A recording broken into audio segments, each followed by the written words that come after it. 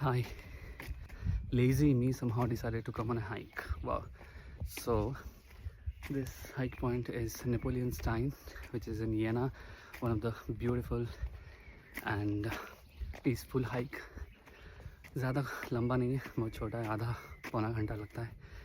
तो पता नहीं लैब के बाद कैसे मन हुआ मैं आ गया. Otherwise I am not a person who does hiking trekking all of this.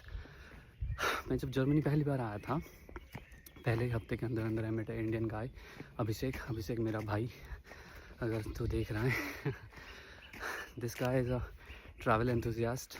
Every now and then he goes on trekking hiking. तो वो मुझे ज़बरदस्ती यहाँ ले आया था और मुझे ये जगह बहुत पसंद आई थी.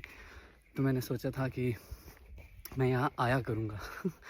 फॉरगेट अबाउट आया करूँगा. उस पहली बार के बाद 1.5 साल गुजर चुके हैं और ये मेरी पहली बार है कि मैं यहाँ आ रहा हूँ. लेज़ी.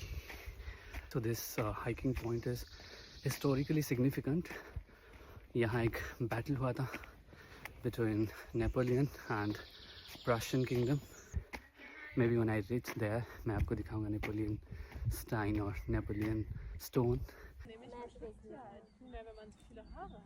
तो मैंने अभी आपको जो स्टोन दिखाया that is the Napoleon Stein और नेपोलियन स्टोन. एग्जैक्टली हुआ क्या था कि 14 अक्टूबर 1806 को यहाँ एक जंग छिड़ी गई थी between French army of Napoleon and Persian army. So उस जीत की एक स्मृति के लिए यहाँ एक बाउंड्री जैसा कुछ बनाया गया था, जो कि टाइम के चलते फिर वो टूट गई. पता नहीं क्या हुआ बट वो नहीं है. तो उसके बाद 1990s में, शायद 1992 में एग्जैक्टली ये नया वाला स्टोन फिर यहाँ रखा गया जिसमें एन लिखा हुआ है.